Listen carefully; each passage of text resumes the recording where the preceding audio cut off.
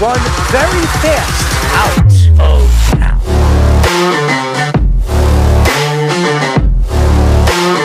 Does he help them win? You're under 500. Aaron Judge helps the Yankees win. You're paying the players $300 million. You better be sure that guy's going to help you get over the hump.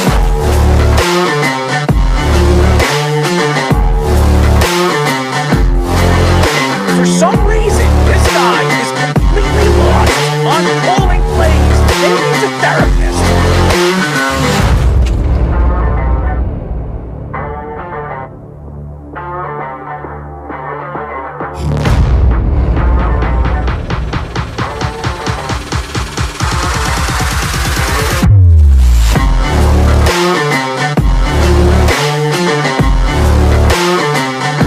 Did you see Lamar Jackson cry to the referee? Oh, he did it.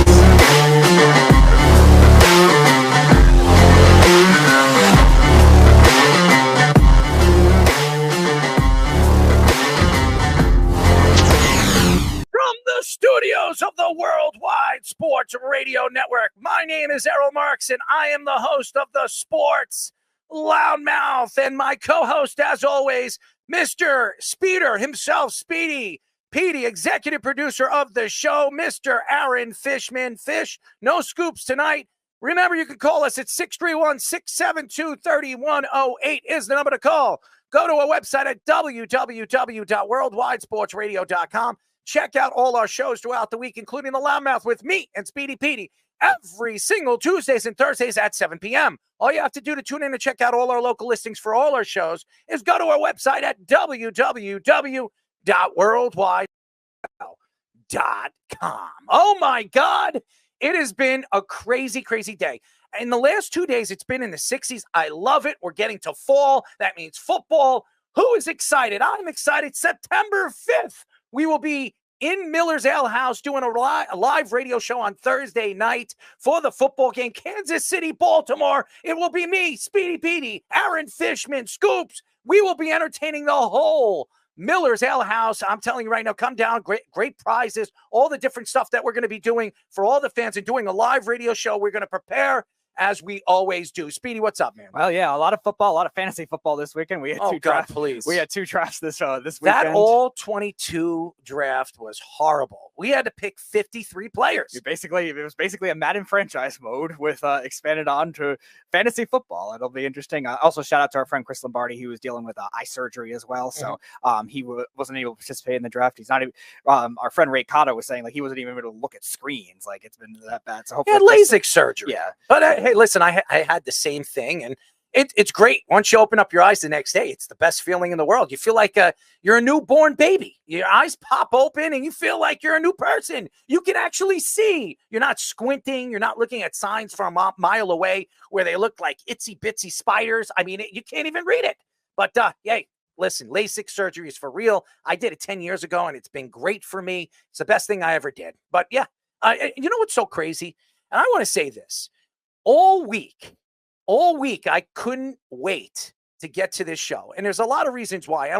Before I tell you why, I want to give a shout out to and a congratulations to Josh Silverberg and his lovely wife, Melissa. I'm just kidding. Barry's wife is Marissa. So Melissa, I want to give a shout out to Melissa and Josh Silverberg for having their second-born son. I'm sorry. This is their second. Very happy for him. Healthy, a C-section. I want to give a shout out to Melissa and obviously Mel and Mr. Joshua Silverberg for the birth of their second child, their second son. So yes, congratulations. Congratulations to the Silverbergs. But you know what's so crazy? I couldn't wait for this week. And one of the reasons why is I'm 1 week away from going on my vacation. I get to go to Florida. I hate Florida, ladies and gentlemen. Everybody knows I can't stand the heat. I can't stand the humidity.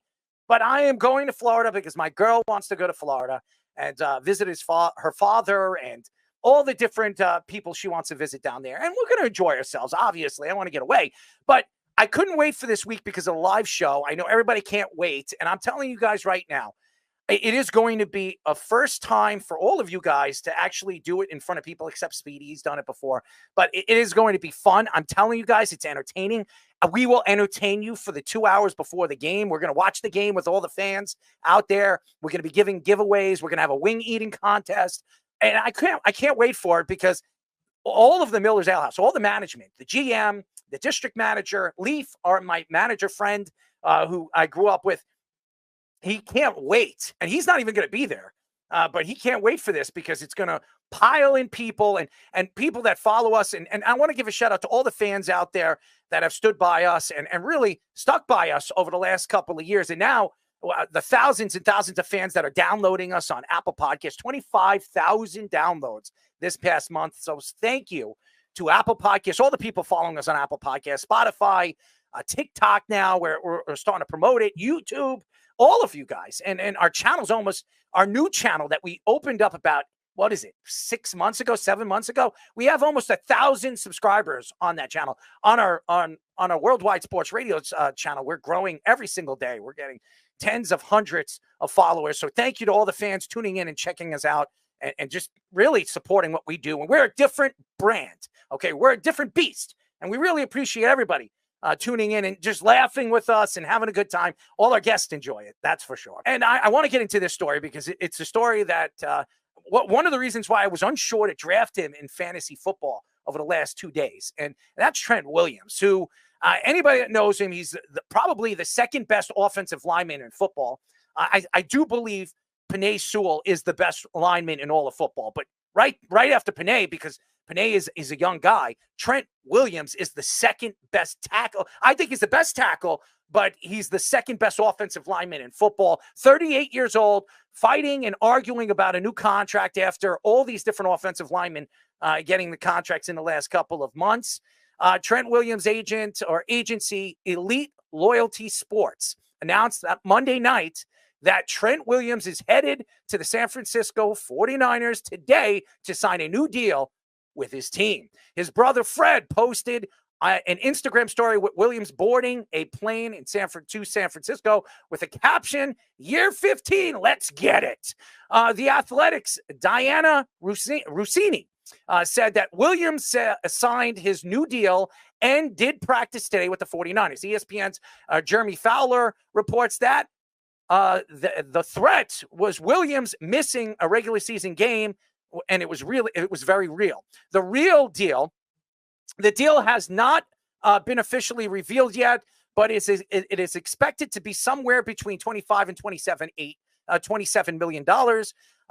The two largest tackle contracts were signed this offseason with the Buccaneers, Tristan Wirfs, and the Lions, Penei Sewell, getting 28 per year.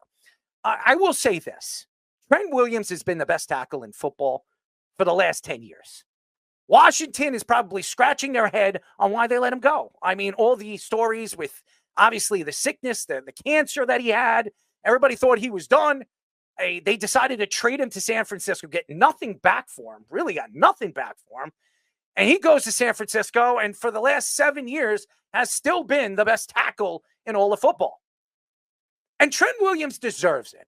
The problem right now in the NFL is these players are demanding it. Hassan Reddick right now with the New York Jets. He's been demanding a new contract when he came out and told the Jets that he will go out this year, play out his contract, and they can negotiate a deal in the middle of the season, which would be probably worth between 22 and 26 million a year, which is where he wants to make his money. The problem right now is, after the Jets made the trade, after the agreement came out with his agent, Mr. Dandy, Tory Dandy, they decided, you know what? We're going to show up to camp. We're going to say our hellos and not show up after that. And Hassan Reddick has not stopped even opening his mouth all over social media on the fact that he wants that new contract if he's going to play for the Jets this year. The problem right now in the NFL is these players. Now, the players deserve all the money that they're getting off. There's no question. They're the best players in the world at their positions. Dak Prescott, does he deserve $60 million? Absolutely. And he will get it. If it's not from the Cowboys, it'll be from somebody else. Trent Williams received a contract 3 years ago, almost 3 years ago, by the 49ers, making him the highest paid offensive tackle in football. Now, obviously, with the new CBA, the new TV deals, the new Prime deal that they have right now, there's more money to be made. So Trent Williams and his agent and his agency said, you know what? We're the best tackle. I'm the best tackle in football right now. 38 years old, 38 schmaple, whatever that schmaple, whatever words he's going to use. Because, Trent Williams is, he's an interesting young athlete who's come out and said some interesting things on social media over the last couple of weeks.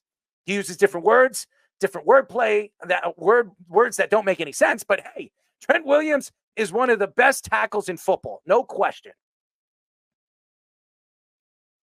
And you look at the 49ers right now, giving Trent Williams between 25 and 27 million, and then giving Brandon Ayuk about 29, 30 million, you put yourself in, I believe, contract hell.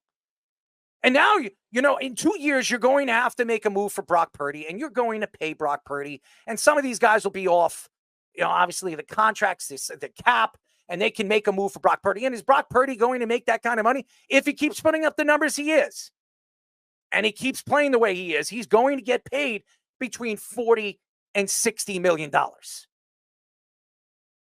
I don't care if he's a 7th-round draft pick. Brock Purdy is one of the best 7th-round quarterbacks we've ever seen.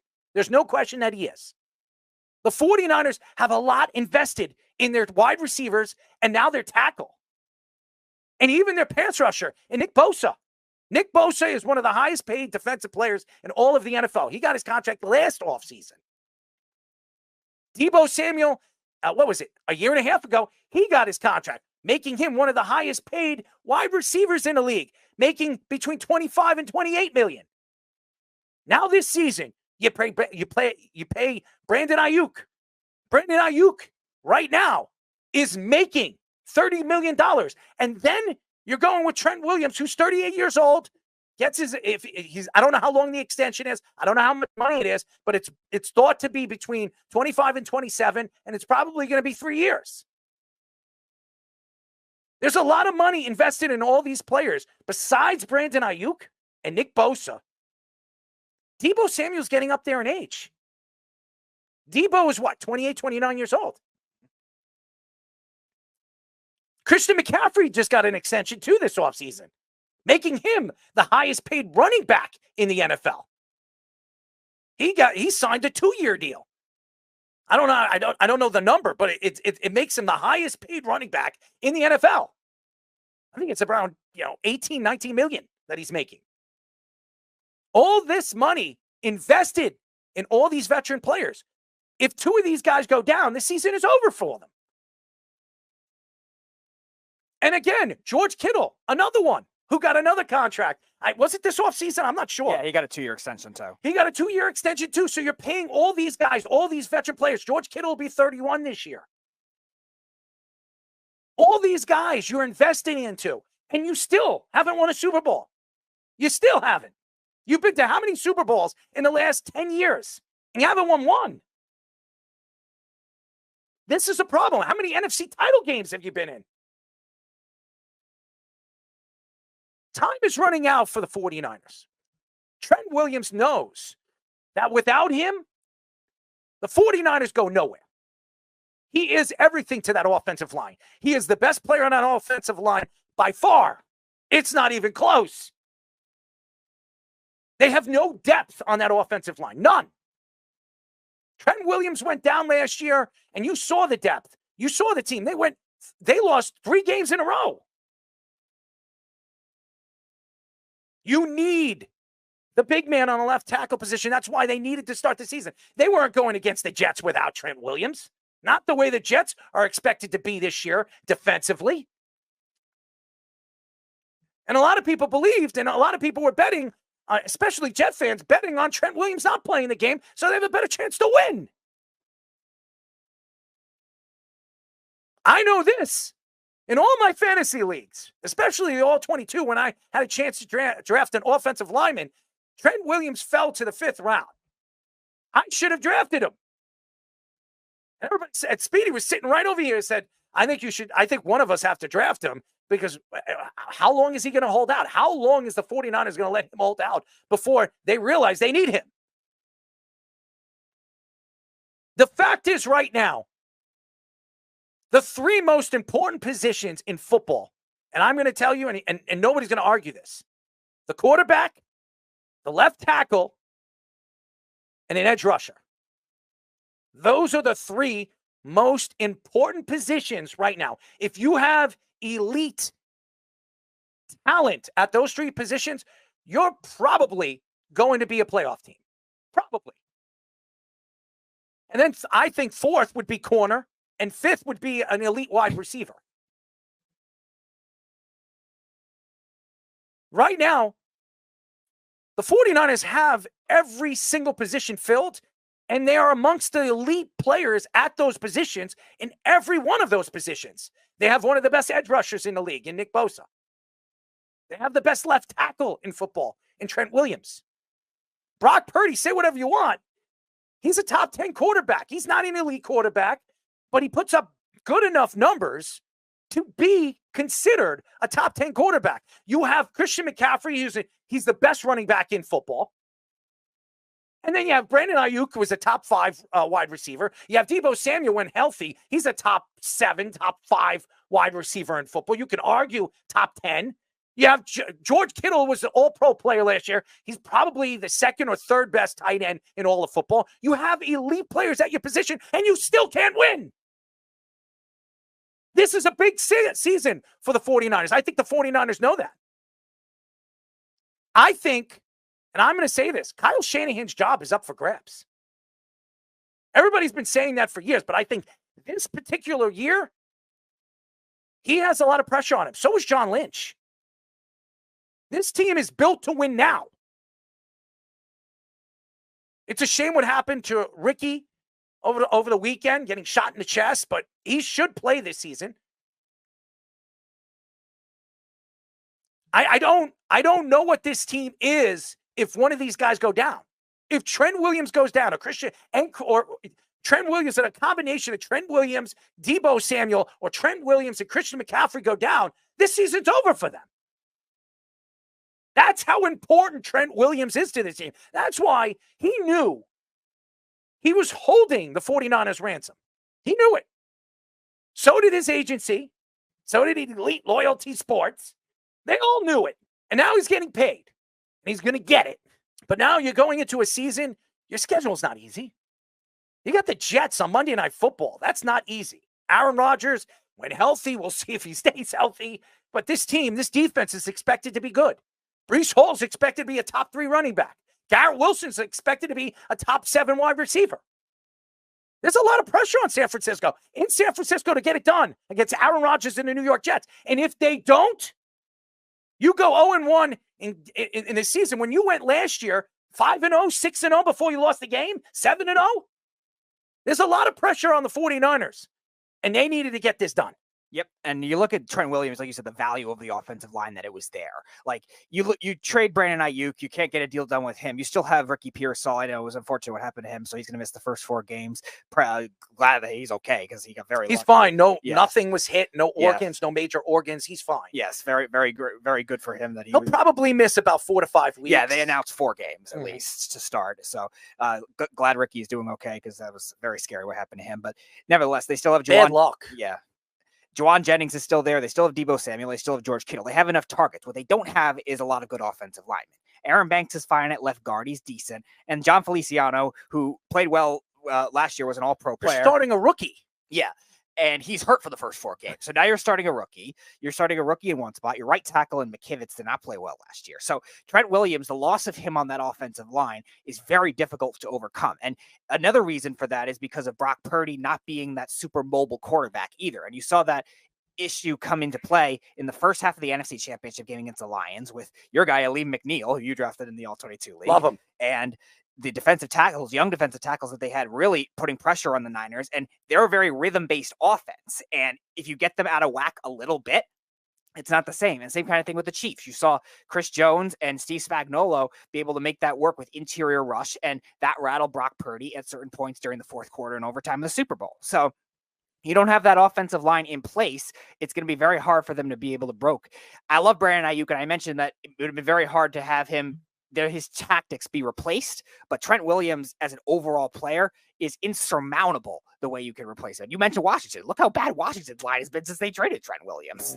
It's really been a valuable asset to what the Niners have grown into since they traded for him in 2020. And at the time, it was funny. Like, he got to sign a 6-year deal, and we're like, oh, God, he's 34 years old. Is he going to last that long? He's like a fine wine. He almost gets better with age, and he's showing it. And it's going to be an interesting season because the Rams are expected to be good. Seattle will be challenging as well. The Cardinals are going to be better. Obviously, Kyler Murray is going to be healthy. They have some wide receiving depth now. They have a young wide receiver that's going to be beastly, and they have McBride. I mean, this is going to be an explosive Arizona offense too. And don't count the Arizona Cardinals out this year and maybe sneaking into the playoffs.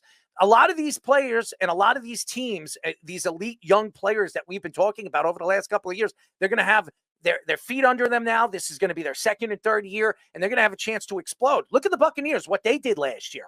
Unbelievably, with Baker Mayfield resurrecting his career, Mike Evans playing as well as he did, Godwin coming back and playing decent. I mean, and then the defense actually showed up. Todd Bowles. We'll see if they could do it again with a different offensive coordinator, and we'll see what with the new contract, how Baker Mayfield's going to respond from that. But again, the 49ers they absolutely needed Trent Williams, and Trent Williams knew it. He knew it. His agency knew it. And that's why he sat there and he sat back and he knew that John Lynch had to open up the pockets. Now, you look at going into the season and you're wondering, their schedule is not easy. They do not have an easy schedule. And again, if they lose against the Jets, they can really, if you look at their schedule, and I don't have the schedule up, but I was kind of going through their schedule and where it was going, they could go 0-2 or maybe even 0-3 in the first 3 games. It's crazy right now when you look at the schedule and how it falls for them. So it's not going to be an easy season for them. It's not. And again, having the Jets on Monday Night Football, that's a lot of pressure on you, especially against Aaron Rodgers. You have the Jets, Minnesota, and Los Angeles. You could go 1-2. You can go 0-3. Minnesota, say whatever you want. Minnesota still has Jefferson. He is not going to be easy to stop. He's not. And Sam Darnold is expected to be good. They have Jones. They could really go 0-3 in the beginning of the season. So there's a lot of pressure on them, and they needed Trent Williams to fill in that position, and they needed him bad, and that's why they made the move. And honestly, it was a good move, I believe. And I want to know, Fish, your opinion over here. You're an offensive lineman. You know how important the offensive line is and the consistency you need at that position. What were your thoughts when you heard that Trent Williams got his contract this morning from all the stories that we were hearing over the last couple of weeks?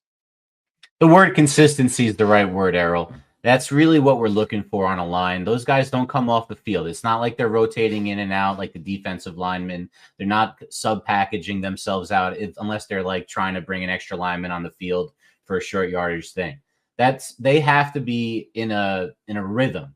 And what I was just even doing today with my offensive line at high school is just making sure they know their calls and for them to communicate.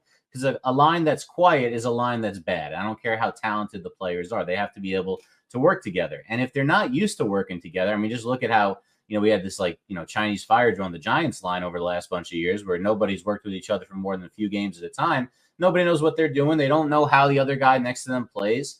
It's like that Army saying, who's in the foxhole next to you is the guy you trust. You better be the guy you trust, right? And this is the same kind of mentality, at least with an offensive line. You need those guys to work together. So if he's the linchpin of the line, as we know he is, and he's a Hall of Fame talent, and he's going to be in the Hall of Fame at the end of his career, it's just a matter of time. He's that good. That's the guy that everyone on the team looks to. That's the guy the rest of the line looks to for their calls to start everything off. He's the one, he's the one that stirs the pot there. I showed a couple of highlights of him just annihilating people in ways that just don't really happen from your even really good offensive linemen. When you see guys just go flat on their back, it sets a tone even more than just, saying you made your blocks. This guy is a tone setter, and they can't do without him, especially with kind of skimping on paying for other offensive linemen. Again, and also they don't have enough depth. And if he didn't play and he decided to sit out for 2 games or 3 games, like I said, they could go 0-3 in their first 3 games, and then they could be absolutely out of the playoffs because the NFC is wide open this year. There are a lot of teams that could really surprise people. Atlanta could surprise a lot of people. I mean, even in their own division. Seattle, I know a lot of people are up and down with Seattle, but Seattle has a lot of weapons. DK Metcalf, they still have Tyler Lockett. Their offensive line is young, and they're actually pretty good. And Geno Smith has been fairly decent. He's not been as good as he was 2 years ago as an MVP candidate, but last year he was okay. And as long as he shows up to games and their defense plays a little bit better, I think Seattle's going to win a significant amount of games. The Eagles are better. The Cowboys, but the Cowboys are going to be good. They're going to put up the points. There are other teams right now, especially that division with the Lions, the Green Bay Packers, the Chicago Bears. I mean, and even Minnesota. There are a lot of teams right now in the NFC that can make this, this chase for the playoffs wide open, and they need Trent Williams. Trent Williams changes a roster, and he knew that. He knew that sitting there that he said, you know what? I am going to hold this position ransom. I'm going to do it, and I know I'm going to win. And he knew when Brandon Ayuk got his money, he was going to get his money next too. And it's crazy how much money they spent this offseason. They put a lot of money in their 5 best players, except Nick Bosa, of course, who got his money last year. And I give Nick Bosa a lot of credit because the craziest stuff that's going on over the last couple of weeks, you haven't heard anything from Nick Bosa. Nothing. Nick Bosa keeps to himself. That's what I love about Nick. Even on that George Kittle Netflix, the wide receiving drama over there, that documentary that had, Nick Bosa was in it, and George was talking to him. He barely said one word to George. He doesn't even go to parties. He hangs out at home. I mean, he's a boring guy. He's all about football. That's what I love about Nick. Nick is different than Joey. Joey's out and about partying, having a fun time. And Nick's one of those guys that just wants to hang out at home, watch TV, watch the television shows and listen to music. He's that kind of guy that you want on your team. So I love that about him. Christian McCaffrey's a party animal. Did you know that Christian McCaffrey just got married here in the Hamptons? He got married in Long Island. Oh, yeah, it was funny. They were showing all the pictures of Greg Olsen getting wasted. Greg Olsen, all those guys there. You didn't see one picture with Nick Bosa. Not one picture with Nick Bosa. Nick Bosa was there, but you didn't see anything with Nick Bosa in any of the pictures.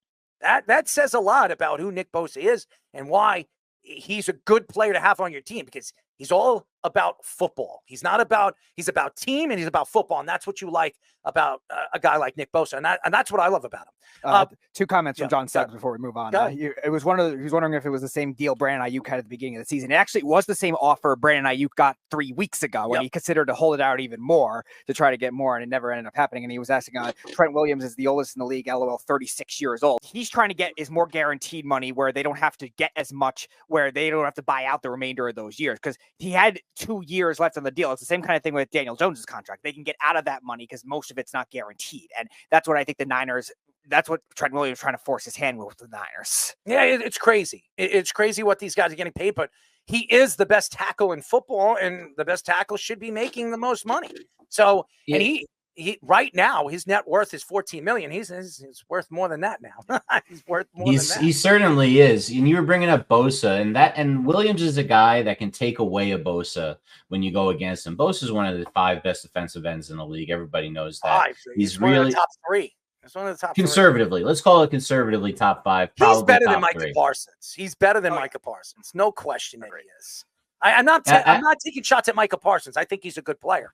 I don't think he's not Nick Bosa and he's not TJ Watt. I think those 2 guys are Myles Garrett. It's one of those 3. You can argue those 3. So normally, if I'm calling a defensive game plan, I know I have Bosa on one side, so I'm going to blitz on the other side because I assume Bosa is going to get there, right? So I'm going to have my exotic packages to be for the other side of the line. Well, now Trent Williams is there, stopping every other team's Nick Bosa. So now the teams can't really run what they normally run on defense, highlighting the strengths of their players, because there's just a stonewall all-time great over there. And that's what Trent Williams does. He makes defensive coordinators have to come up with plan B. And that's really, really valuable to a team. Trent Williams makes Nick Bosa better. He makes him better. For sure. You got to practice with that guy on the field every single practice, every single week. It's going to make you better. It's going to make Trent Williams better because he has to play against Nick Bosa every single week. The speed on the edge and what he can do inside and out. And then Trent Williams with his size, his ability, his footwork, his hands. I mean, has anybody seen Trent Williams' hands? They're huge. They're as big as this computer. This computer is right now at probably around 24 inches. His hands are almost the size of this computer. It's crazy how big his hands are. And that says a lot about his development as an offensive lineman and what he has done as a player to really recreate himself. As you get older, you get slower. So you got to be better. You got to be more faster on your feet, but not with speed, your lateral movement. And the fact that this guy lost weight, Trent Williams actually lost weight. He lost 25 pounds last offseason, and he stayed at that weight all season long. And now this season, he's even built even better. I don't know if anybody's seen pictures of him. He looks great. He looks great. And that helps him as he gets older as a player. It's really amazing what Trent Williams has done in his whole career. Arguably, and you can argue, he's one of the top 3, top 4 tackles of all time. Oh, yeah.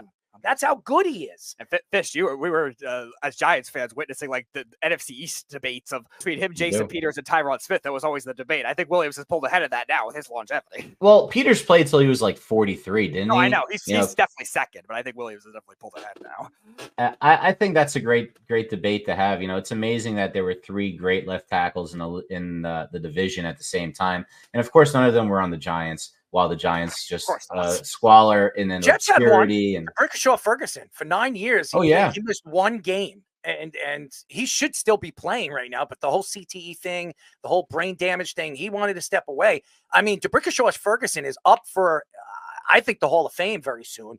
I think another year he's going to be up for a Hall of Fame. I don't know if he's a first ballot, but he's probably a second or third ballot Hall of Famer. He is definitely, and so is Nick Mangold. I mean, look what the Jets built on that offensive line for years. And they had Mawai, who just went to the Hall of Fame. And remember, he didn't come from the Jets, but he was a Jet for a significant amount of time. The Jets have always had good offensive linemen. They just couldn't get a pass rusher, and they never could find a quarterback.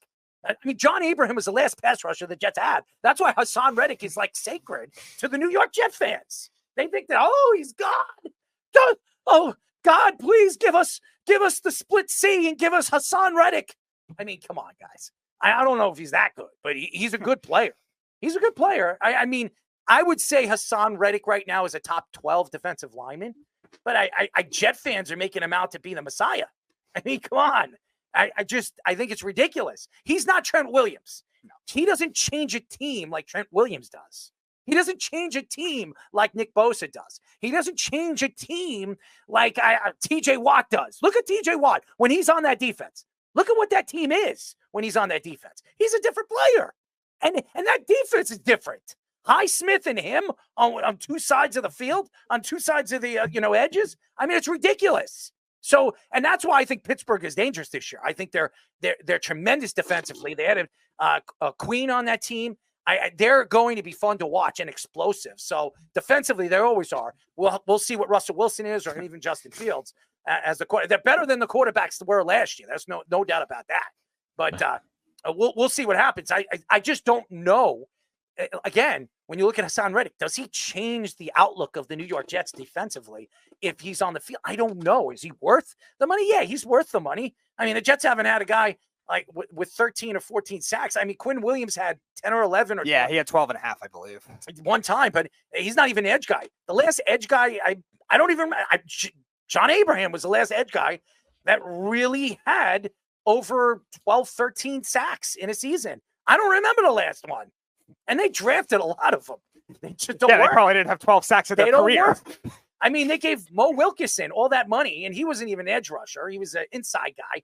He had, 11 sacks one year? Yeah, the 1 year. But even he was limited because he's a 3-4 defensive end. Like, is that really the same? Joe Beningo said, oh, boy, if they don't sign him, it's going to set the team back for years. They sign him, he breaks his tibular, and he's out for the season, and his career is over for the New York Jets. He goes to Green Bay for 1 year, and his career is completely gone after 1 year with the Green Bay Packers. They don't know what to do with defensive ends. I remember him. He was drafted by I think he was drafted from Temple by the New York Jets. So the Reddick thing is curious to me, though, Errol. Like, didn't they just spend the first round pick on Will McDonald, who's basically a Reddick type?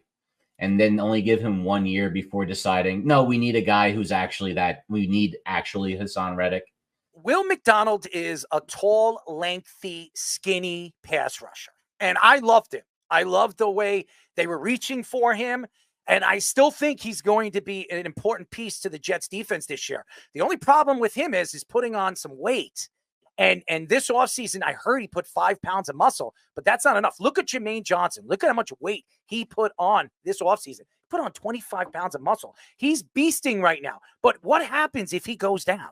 What happens if Jermaine Johnson goes down? Then you're going to have to pay Hassan Reddick, because right now they have no depth there, and you need depth. And that's why I said this about San Francisco. They have no depth on the offensive line. Guess who has depth on their offensive line finally this year? The New York Jets.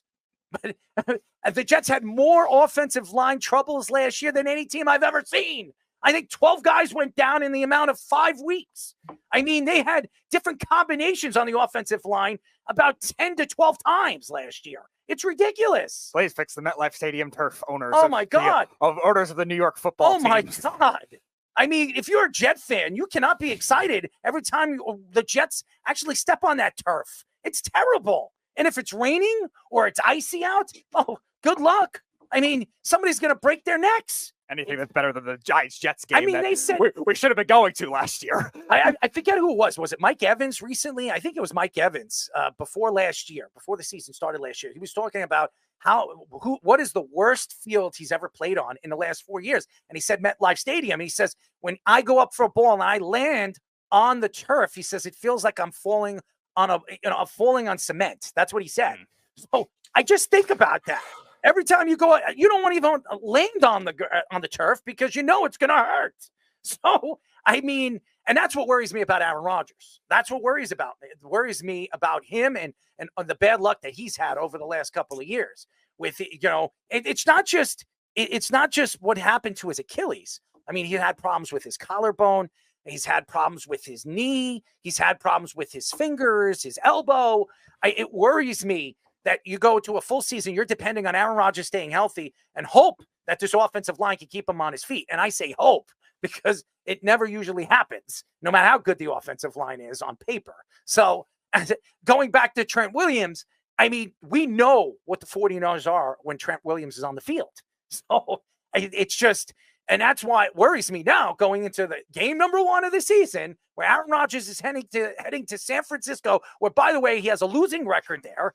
And you got to contend with not an elite pass rusher. I don't know what Jermaine Johnson is yet. He was a Pro Bowl player last year, but come on. He only made the Pro Bowl team because there were players playing in the Super Bowl. That's the only reason why he made his first Pro Bowl. And I'm not taking shots at Jermaine Johnson. I'm not taking shots at him. I know who wants to play in a flag football game anyways. I mean, I don't. But again, that's the NFL. They should just get rid of that. Just have one of those like throwing contests and some of the games that you play. Play dodgeball. Play something like that. I mean, play stupid games and that's it. The game is worthless and nobody plays hard anyways, honestly. And that's why Tyreek Hill wants, what does he want? The Olympics, a 3-on-3 flag football game. I mean, and that's what the Olympics is bringing in 4 years. They're bringing flag football, and NFL players can play in it. We'll see how many NFL teams are going to allow that, putting their bodies on the line when you can, hurt your knee or hurt your ankle or, tear your Achilles and end your season. Don't worry, we got Colin Kaepernick. That's true, too. Stefon Diggs told GQ Sports that he believes that his lack of production in the second half of the season had more to do with the Bills changing offensive coordinators than him declining as a player.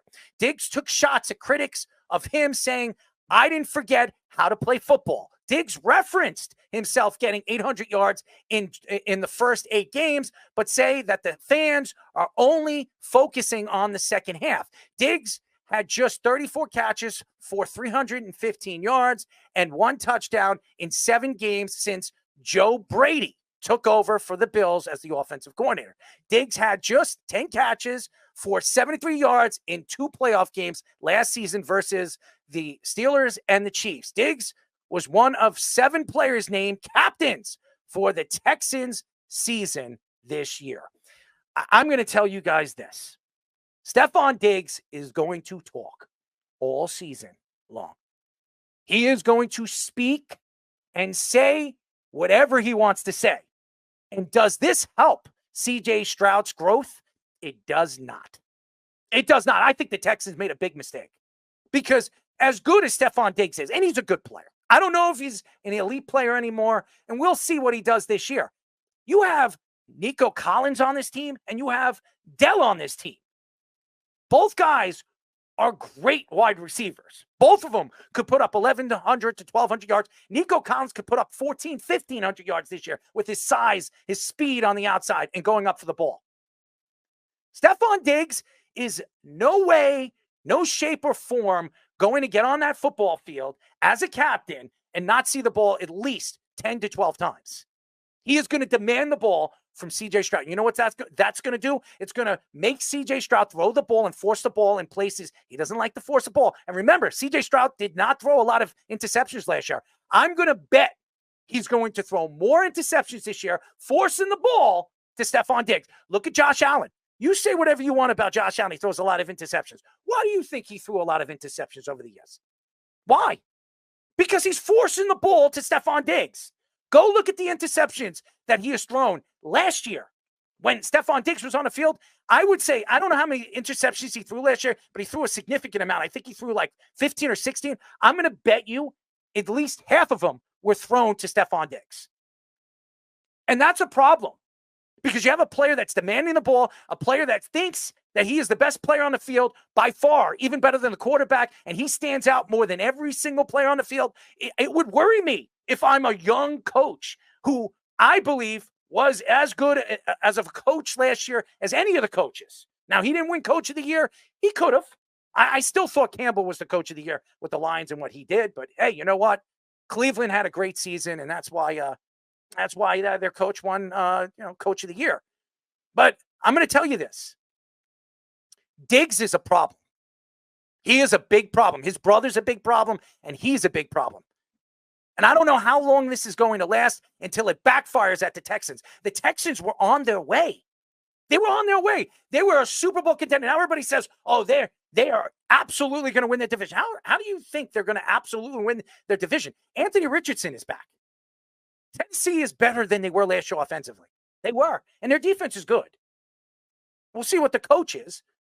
But their defense is good. And the Jaguars are not going to choke like they did last year. And if they do, shame on them giving Trevor Lawrence that kind of money. Right now, Stefon Diggs, you're taking a chance with. Now, obviously, he's making money, but he's not making a ridiculous amount of money. He's not making $30 million. He's making, 17, 18 million. He's not overpaid at his position, as good as he's been over the last couple of years. But here's the problem. You're going to have to contend with his mouth over and over and over again. And if they start to lose or they go on a losing streak and he's not seeing the ball, what do you think is going to happen, ladies and gentlemen? What do you think he's going to say to the press? What do you think he's going to say to magazines like GQ? Just like Jalen Ramsey did. We all know what he said about Josh Allen, which he was absolutely wrong about him when he stepped on a football field, saying that Josh Allen is a bust, he stinks, blah, blah, blah, blah. Josh Allen's an elite quarterback in the NFL. I don't hear Jalen Ramsey talking about him anymore, but we did hear a lot of Stefon Diggs saying that he stinks, he doesn't know what he's doing, he doesn't know how to play the quarterback position. Meanwhile, on All 22 yesterday, he was the number one quarterback to be drafted. Yep, and you have to see with Stefon Diggs. I love that. I love getting angry about this. Yes, I know you Makes do. me sick to my stomach. I know you do. And I can't stand Stefon Diggs. Can't stand him. I would not take him on my team. He's a Santonio Holmes. That's what he is. He is a Santonio Holmes. That's what he was. Santonio Holmes got his money from the New York Jets. Remember? He goes to the Jets. He had one good season. He had close to 1,000 yards. Jet fans, we got our number one guy. Him and Braylon Edwards, look at what we got. Braylon Edwards, after that year, was done.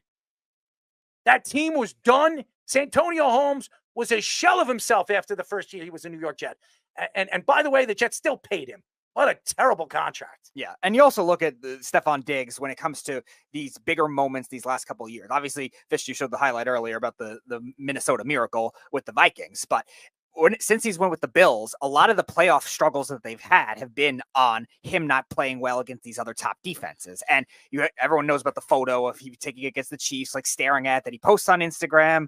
that, oh, this is going to be us next year. We're going to go to the Super Bowl. And he still has struggles against the Chiefs. And this year, too, had 2 catches or something in that game against the Chiefs. So unlike Jalen Ramsey, who does like to talk, at least in most of his career, he's been able to back it up still. He had a great year last year. He had a great year since he came over to the Rams, and he backed it up. Stefon Diggs, since he's kind of become this quote-unquote diva wide receiver, has not done that kind of thing. I never liked him in Minnesota. Never liked him in Minnesota. He took shots at the quarterback over there. And the quarterback was like a third-string quarterback that took him all the way practically to the NFC title game. And he was crying about, he underthrew the pass. Man, why is he throwing to Adam Thielen? And then they trade him in the offseason. And by the way, they traded him for Justin Jefferson. That's what they traded him for, because Justin Jefferson's pick was drafted by Minnesota. I'm sure Minnesota's smiling right now because they got the best wide receiver in football to Stefon Diggs crap, where he's a Cabbage Patch Kid over there in Texan Nation, okay? That's what he is. He's a Cabbage Patch Kid. And that's the thing where Josh Allen and Stefon Diggs, the value at the time made a lot of sense, because Josh Allen, I was talking about it last week, was playing with a lot of these scrap heap wide receivers. And finally in 2020, they gave him the primary target. Diggs at the time was a top 10 wide receiver, and they made that kind of thing work, and Josh Allen elevated. But Josh Allen now has elevated himself into a great quarterback no matter who he's throwing the ball to. And that was the big thing in the second half of the season when they changed offensive coordinators. Ken Dorsey was not doing a lot of good things. Josh Allen wasn't running as much. The play calling was very dry, and they were much more elaborate in the second half of the season with Joe Brady. And one of the big things he did is getting everyone else involved. And that frustrated somebody like Stefon Diggs. And that kind of thing shows that Josh Allen knows how to be a much better leader on the field with these other guys than Diggs does. You don't think Josh Allen was happy when Stefon Diggs was traded? He was excited. I mean, right now, if you look at the wide receiving core that he has, it's not good. I mean, Keon Coleman, I like him. Played for Florida State.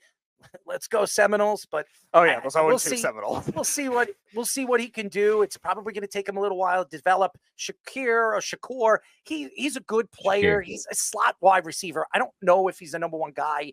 I mean, Kincaid is a good tight end. I expect him to have a good season this year, but is he a number one guy? Are you going to put a lot of pressure on Kincaid to get you 1,100, 1,200 yards as a tight end? That's a lot for a second-year player.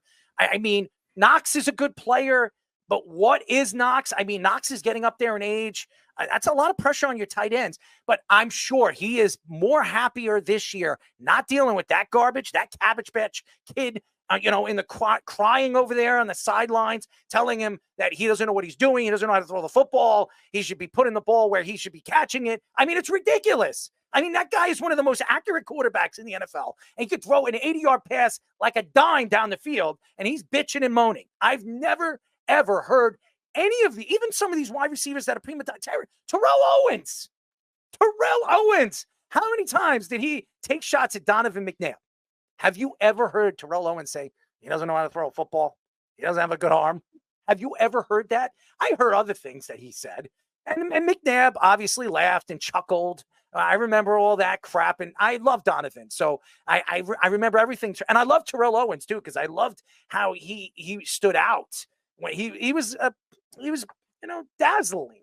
He's dazzling on the field. He would go out there and sign the cameras and, go on the Cowboy Star and, do stupid things. I love that about him. That's what I love about Baker Mayfield. That's why I stand up for Baker Mayfield. And I love him in the NFL for what he did at Oklahoma. That was funny. I love that. Even running around naked all over around the dorms over there. That was funny too. That's why I like Baker Mayfield. I like Johnny Manziel. Why do I like Johnny? Because Johnny had the pizzazz. He had the pizzazz. It didn't work out in the NFL because he had some mental issues. But Johnny was a great football player. But everybody took shots at him. Did Johnny ever throw any of his players under the bus? Ever? Did he ever? As a matter of fact, Johnny wasn't the same without the players that he played with. And that's the difference. When you have problems with every single quarterback you've ever played with, there's a problem here, guys. He thinks he's better than everybody on the field. He's not. He is not. Dude, right now, I never thought Stefon Diggs was a top 5 wide receiver. I don't even care where they rated him in the PPRs and the PFFs. I don't get whatever you want to call it, whatever statistic you want to put him.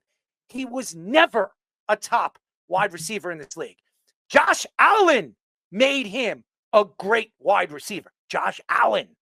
And that's the difference. Yeah, and that's what when we were talking about the Diggs rumors at the beginning of the offseason. That's why I said I wasn't as worried about like the Bills dropping off offensively as badly as people think. Now, defensively, they still have a lot of concerns, especially with Milano hurt, but they made that offense in a good team offense in the second half of the season. It's very hard to have a good functional Super Bowl winning team offense when one guy is getting force fed the ball, because it's easy to be able to game plan for that kind of thing. And that's what made the Bills in the second half of the season hot and able to come back and win the division. They didn't just make the playoffs. They won the division. They were the number 2 seed in the AFC, playing an actual team offense. Now the Texans have to learn that kind of thing with Stefon Diggs over there. And it's interesting that DeMeco Ryans and CJ Stroud voted him to be one of the 7 captains on the team.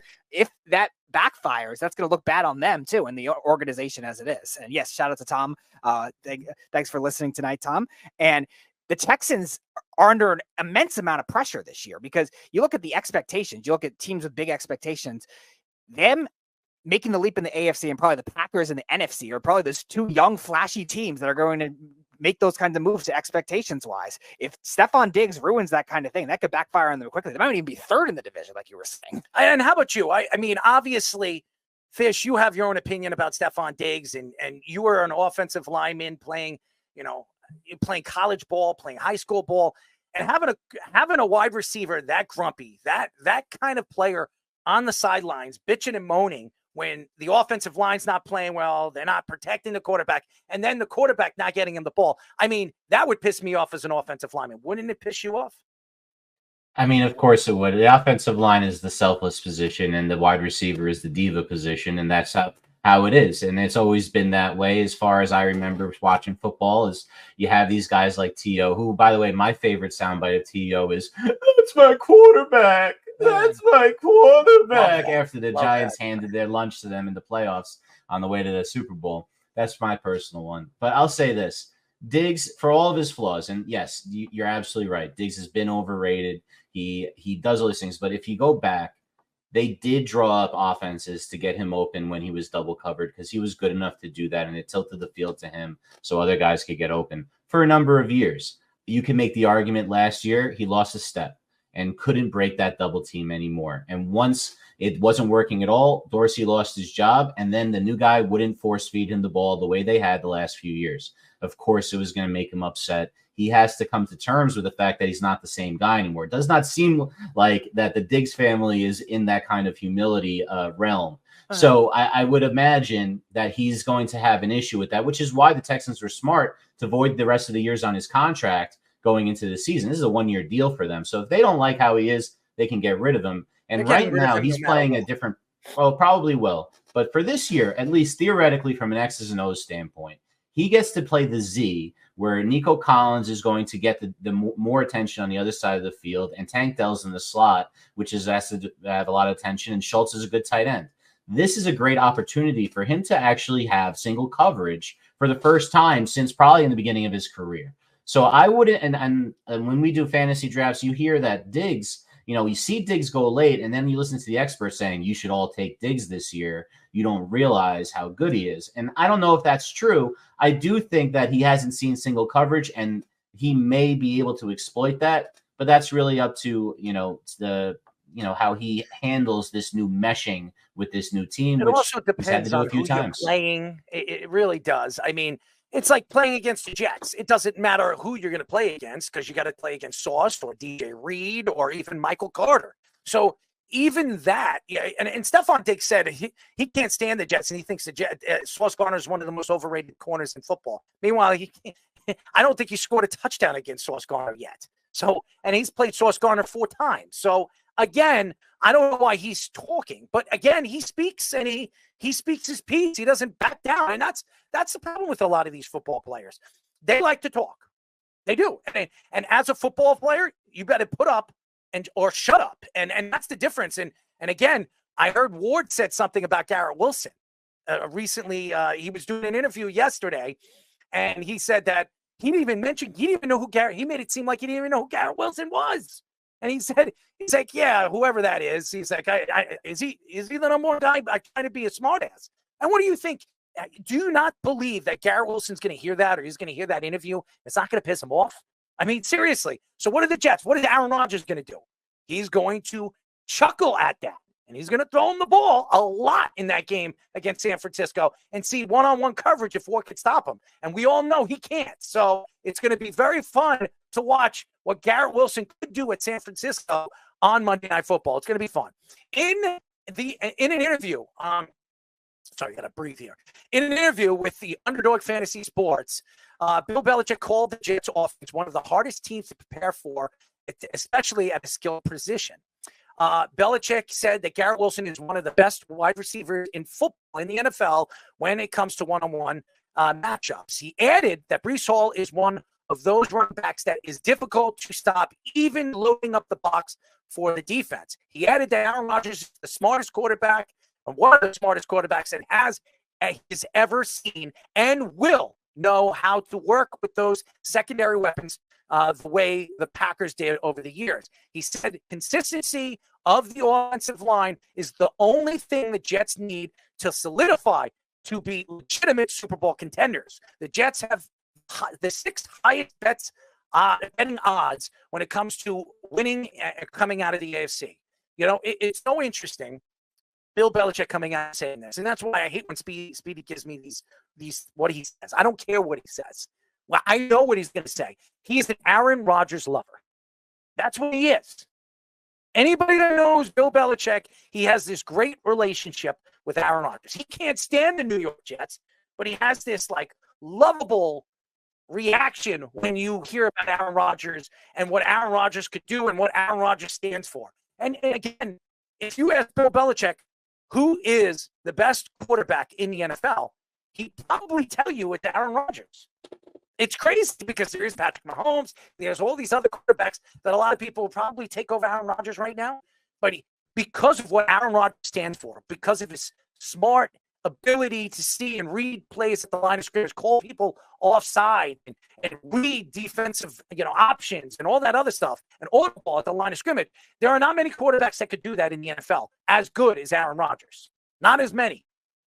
And what stands to me about Bill Belichick looking at the Jets right now and considering the Jets being the Super Bowl contender is not because they're the New York Jets. It's because of the talent that the Jets have right now. The Jets have never had the talent. Never. All those years, even the players that they had with Rex Ryan, and they had some good ones. I mean, they had Hall of Famers. But they were never this explosive. I mean, have they ever had a wide receiver as good as Garrett Wilson went on the field? I mean, the Jets, I don't even remember the last time the Jets had a wide receiver back-to-back years, 1,000 yards with third-tier quarterbacks throwing him the ball. I mean, seriously, they had Brandon Marshall. Brandon Marshall's a good player. He's a good player. I think he's a Hall of Famer. But that team had Ryan Fitzpatrick throwing him the ball. I mean, he's a smart guy. He went to Harvard or Yale, wherever he went. He's a smart guy. I mean, he deserves to be in the NFL. There's no question. I think he's a great analyst. I always preach about him, and it's highly of what he does. I love his beard. I mean, Fitzmagic. I believe in Fitzmagic. You like that song, Speedy? I don't have that song. I hate that song. Anyways, I think it was Fitzpatrick. But anyways, I think that Bill Belichick coming out and speaking highly of the Jets is not like Bill Belichick. It's not. Because we all know he can't stand the New York Jets. He can't stand the organization.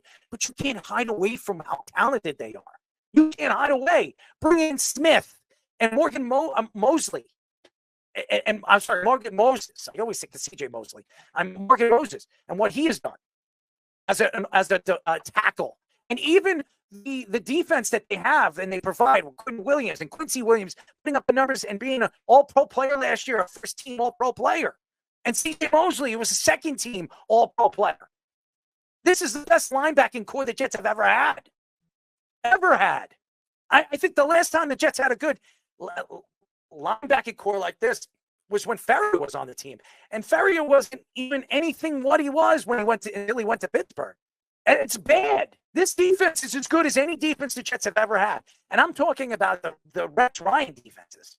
This is a good defense. A lot of depth. He knows it. He sees it. He understands football. To hear it out of his mouth, that's something unique. Because you would never believe that Bill Belichick would preach that the Jets are a contender. Nobody would have thought that to come out of Bill Belichick's mouth. If you're a Patriot fan, you don't like that. You don't like that one of the greatest coaches, your leader, the guy that stood for Bill Belichick Patriots for all those years, Bill Belichick comes out and says that the Jets are a contender as long as this offensive line holds up. That says a lot about what Bill Belichick thinks of the New York Jets and the way this organization is moving in the right direction. What scares me right now is when Bill Belichick speaks highly of people and players, something bad happens. Something bad happens. It happens. And I am not excited hearing Bill Belichick come out and say, hey, the Jets are a contender. I don't want to hear that. If you're a Jet fan, as much as you love when Bill Belichick comes out and preaches about how he thinks the Jets can come out of the AFC and win the AFC, that's great. That's grand. The Jets have not come out of the AFC since 1969. 1969. No wild card teams, boys and girls. None of that.